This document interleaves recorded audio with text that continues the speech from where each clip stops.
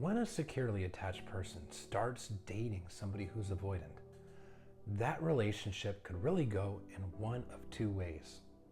The first way is that the securely attached person stays secure. They stay grounded, they hold boundaries, which likely means that the relationship comes to an end when the avoidant inevitably runs when the boundaries are held. But the other way, which often does happen, is that the securely attached person becomes insecurely attached. They allow themselves to become an anxious attacher. And the number one way that they do this is they fail to hold and enforce boundaries with the avoidant. As they continue to fail to hold boundaries, they start to tie in their self-worth with the actions and the validation of the avoidant. So when the avoidant is pulling away, they start personalizing it. They start thinking that it must be something that they did. So they don't hold boundaries. They don't say, this is what I need. This is what doesn't work for me. They don't do it. They start tiptoeing around the avoidant. They start trying not to trigger them and to prove to them that they're a safe person and that the avoidant doesn't need to run away. This is a recipe for an anxious mess. First of all, it's a normal human reaction to feel anxiety when a person that you love and care about is pushing you away. That's normal. It's normal to not want that closeness, that love to disappear. However, a person that stays secure within themselves, securely grounded, and decides to stay a secure attacher will hold and enforce boundaries no matter how difficult it is. One of the main reasons why people fail to hold boundaries in a relationship, especially in a relationship with an avoidant, is the fear that if they hold the boundary, the avoidant is likely to leave the relationship. Now, your boundaries are your limits of what you will and will not tolerate, what you want, don't want, what you need and don't need. And they can also be your expectations on how you expect the other person to show up for you. If somebody runs away because you held a boundary or you laid out your expectations, this person was never going to meet your expectations. They were never going to respect your boundaries. They weren't really in it for you. This is a person that's in the relationship with a what's in it for me mentality.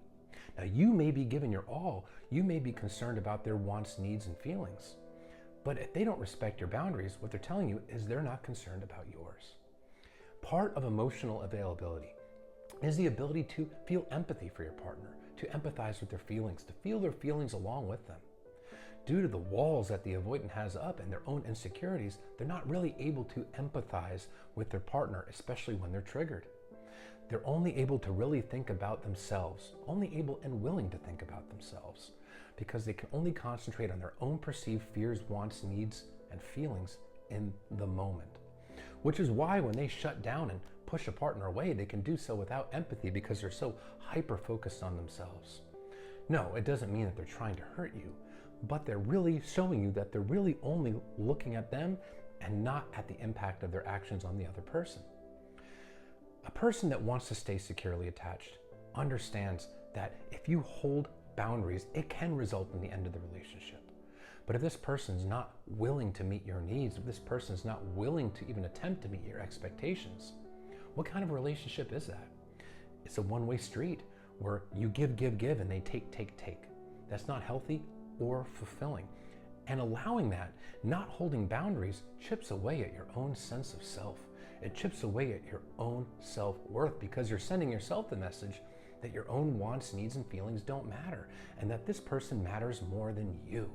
And you're also telling yourself that you can't rely on yourself, that when things are tough and you need to stand up for yourself, you can't trust yourself to do it. It chips away at your confidence, pushes you further into anxious attachment because you're trying to earn the love from this person and you're hinging your own self-worth on it.